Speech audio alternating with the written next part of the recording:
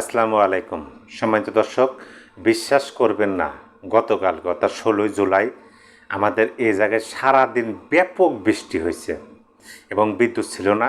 অবশ্য বিদ্যুৎ অফিসের কর্মচারী যারা আছেন তাদেরকে দোষ দেওয়া লাভ নেই, কারণ তারা ব্যাপকভাবে চেষ্টা করছে কিন্তু ফলটি ধরতে পারতেছে না। কারণ সারাদিনই বৃষ্টি হইতেছে, কোথায় ফেস পড়ে হয়েছে খুঁজতে খুঁজতে খুঁজতে রাত 9টার দিকে বিদ্যুৎ এসছে। তার মানে অন্ধকারের মধ্যে ছিলাম, সেই অন্ধকারের মধ্যে থেকে আপনাদেরকে একটা ভিডিও দিচ্ছি গোপালগঞ্জের বিষয় নিয়ে। এবং সারাটা দিন বৈশা বৈশা শুধু মশার কামড় খাচ্ছি আর এই গোপালগঞ্জের এই বিভিন্ন কার্যক্রম দেখলাম, লাইভ ভিডিও দেখলাম, কোথায় কি হইতেছে, একবার এই চ্যানেল একবার ওই চ্যানেল, মানে বিভিন্ন অ্যাঙ্গেলে এমন একটা পরিস্থিতি যে গোপালগঞ্জের যে শহর, ওই শহরের প্রতিটা গলিতে অলিতে গলিতে আওয়ামী লীগ, আওয়ামী লীগ বলতে গোপালগঞ্জবাসী অবস্থান নিচ্ছে। তারা কখন কোন গলি দিয়ে আক্রমণ করতেছে, ধাওয়া দিতেছে, সেটা প্রশাসনই বুঝতে পারতেছে না। আমি অবাক হয়ে গেছি। দেখেন, সরকারের পক্ষ থেকে কিন্তু বলা হইতেছে যে এগুলো সব আওয়ামী লীগ ছাত্রলীগের নেতাকর্মী। এনসিপির পক্ষ থেকে একই কথা বলা হইতেছে, বিএনপি মহাসচিব মির্জা ফখরুল ইসলাম আলমগীর একই কথা বলছেন এবং জামাত তো কর্মসূচি দিয়ে ফেলাইছেন। কিন্তু এখানে আমার তো ব্যক্তিগতভাবে মনে হলো যে সেখানে আওয়ামী লীগ বা ছাত্রলীগের নামধারী কর্মী যে থাকে, সাংগঠনিকভাবে লিখিতভাবে যে সাধারণ সম্পাদক অমক সমক, এরকম কর্মী না। তারা প্রকৃতপক্ষে হচ্ছে ওখানে গোপালগঞ্জবাসী, তারা ওখানকার স্থানীয়। কিন্তু ওই জায়গাটা হলো এমন জায়গা যে ওই জায়গাটা হলো যে বঙ্গবন্ধুর সেখানে সাহিত্য আছেন, বঙ্গবন্ধুর জন্মভূমি, বঙ্গবন্ধু সেখানে, মোট কথা গোপালগঞ্জ হচ্ছে বঙ্গবন্ধুর গোপালগঞ্জ। সেখানে আপনার পাখি, লতা পাতা, ঘাস, হ্যাঁ, তারপরে পশু প্রাণী, যা কিছু আছে, আকাশ বাতাস, সব কিছুতেই বঙ্গবন্ধুর গুণগান গাওয়া হয়। সব কিছুতে বঙ্গবন্ধুর পূজা করা হয় সেখানে। ওখানে মানুষ, তাদের চিন্তাধারা ও অসম্ভব, অকল্পনীয়। আপনি যেই যাক ওইখানে গিয়ে স্বাচ্ছন্দ্য বোধ করতে পারবে না, কারণ গোপালগঞ্জ হচ্ছে বঙ্গবন্ধুর, এটা আমরা সবাই জানি। আচ্ছা, আমরা যদি তর্কের খাতিরে ধরে নিই যে তারা আওয়ামী লীগ বা ছাত্রলীগের সক্রিয় নেতাকর্মী, ওখানে সাধারণ গোপালগঞ্জবাসী না, এটা আমরা তর্কের খাতিরে ধরে নিলাম। কিন্তু আমরা এটা দেখছি যে ওখানে সাধারণ গোপালগঞ্জবাসী। কারণ হচ্ছে যে ছোট ছোট বাচ্চারা হাফ প্যান্ট পরা, তারা কাঠের বাটাম নিয়ে তারাও দৌড়ঝাঁপ করতেছে। তারপরে মা বোনেরাও রাস্তায় নামছে, বয়স্ক বৃদ্ধ, হ্যাঁ, কথা বলতে মুশকিল, তারাও রাস্তায় নামছে। এটা কিন্তু পরিষ্কার যে ওখানে প্রকৃতপক্ষে ওখানে স্থানীয় সাধারণ জনগণ। তারপরে আমরা তর্কের খাতিরে ধরে নিলাম যে আওয়ামী লীগ বা ছাত্রলীগ, যুবলীগ, মোট কথা কর্মী ওখানে। তাহলে এখন আপনি ভাবেন যে এরকম একটা পরিস্থিতির মধ্যে, এরকম একটা সিচুয়েশন, যে পরিস্থিতির মধ্যে তারা নিরস্ত্র। ওখানে আওয়ামী লীগের যারা রাজপথে নামছেন এবং যারা এই যৌথ বাহিনীর বিরুদ্ধে ধাওয়া পাল্টা দেওয়া দিচ্ছেন, যারা প্রাণ বিসর্জন দিচ্ছেন, তাদের সাহসটা আপনি একটু বিবেচনা করেন। তো সাহসটা বিবেচনা করেন যে ওইখানে সেনাবাহিনী আছে, সেনাবাহিনীর নেতৃত্বে যৌথ বাহিনী, পুলিশ, র্যাব, বিজিবি, আনসারও আছে। তাহলে এই যে যৌথ বাহিনী, আমরা সবাই হচ্ছে সশস্ত্র। আমরা দেখলাম সেনাবাহিনীকে গুলি করতে দেখলাম ভিডিওতে, পুলিশ বাহিনীকে গুলি করতে দেখলাম। অপর দিক থেকে যাদেরকে আওয়ামী লীগ বলা হইতেছে, ছাত্রলীগ বলা হইতেছে, তারা কী করছে? তারা শুধু পাথর নিক্ষেপ করতেছে, ঢেল নিক্ষেপ করতেছে এবং তাদের হাতে লাঠি। তার মানে তারা কিন্তু নিরস্ত্র। নিরস্ত্র অবস্থায় এরকমভাবে অঝরে গুলি ছোড়া হইতেছে।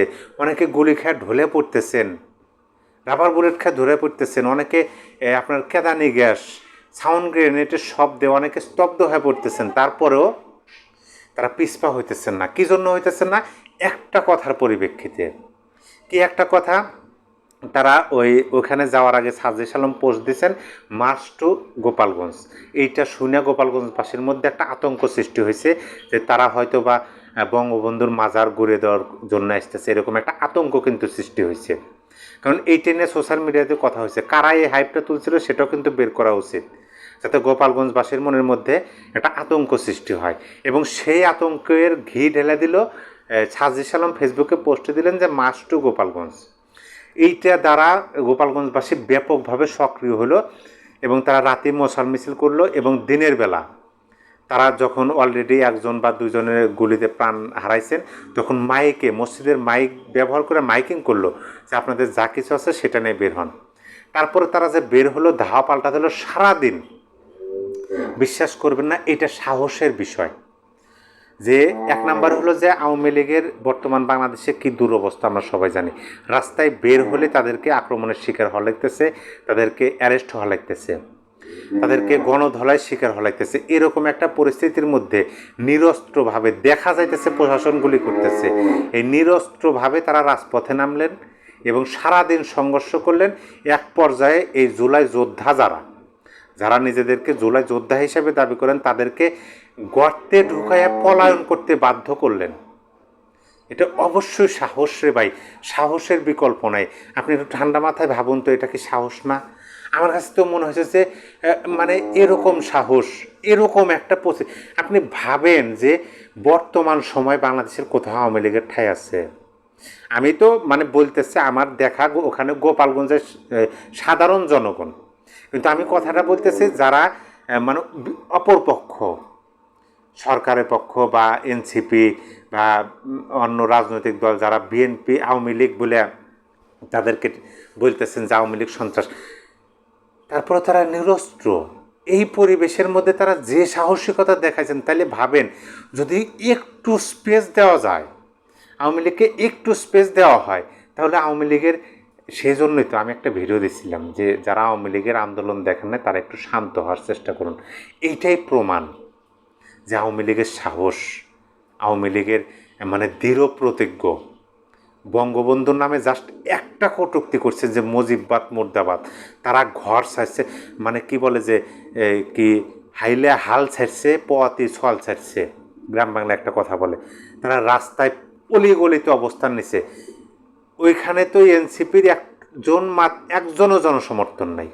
তারা শুধু স্টেজের উপর এসে পিছিয়ে একটা লোকও নয়, তারা মিডিয়ার সামনে বক্তব্য দিছে যেই মুজিববাদ মুর্দাবাদ, মুজিববাদ থেকে গোপালগঞ্জবাসীকে রক্ষা করার জন্য আসে, তখনই তারা রাস্তার একবারে পজিশন মতো অবস্থান নিছে। এই এনসিপি জুলাই যোদ্ধারা বের হইতেছে, তাদেরকে পাথর নিক্ষেপ ঢেল মারতেছে, অথচ তারা মিডিয়াতে এসে বলতেছে তাদের নাকি সশস্ত্রভাবে আগ্নেয় অস্ত্র দ্বারা গুলি বর্ষণ করা হয়েছে। সম্পূর্ণ মিথ্যা। ভিডিওতে সম্পূর্ণ লাইভ চলছে, আমরা লাইভে কোথাও দেখলাম না, শুধু ঢেল নিক্ষেপ, বরঞ্চ তারাই গুলি খেয়ে অনেকে প্রাণ হারাইছেন সেটাই দেখলাম। পরিশেষে গোপালগঞ্জবাসীর সাহস, গোপালগঞ্জবাসীর দৃঢ় প্রতিজ্ঞ দেখে আমি সত্যিকার অর্থে অবাক হয়েছি। মানে আওয়ামী লীগের সাহস দেখে আমি তো অবাক। অবশ্যই আপনার মূল্যবান মতামত কমেন্টে জানিয়ে দিন। সত্যিকার অর্থে আওয়ামী লীগ গোপালগঞ্জে যে সাহস দেখাইছে, অনেকে তো বলতেছে যে এটা শুধু গোপালগঞ্জ না, সারা বাংলাদেশে আওয়ামী লীগের এই সাহস আছে, সময় সাপেক্ষে তারা বের করবে। ঘটনা কি সত্য নাকি আমি তো সেরকম জানি না, আমি ছোট বিদ্যাবুদ্ধির মানুষ, শুধু এমনি ক্যামেরার সামনে এসে কথা বলি। আপনাদের মূল্যবান মতামত কমেন্টে জানিয়ে দেবেন। ভালো থাকবেন, আল্লাহ হাফেজ।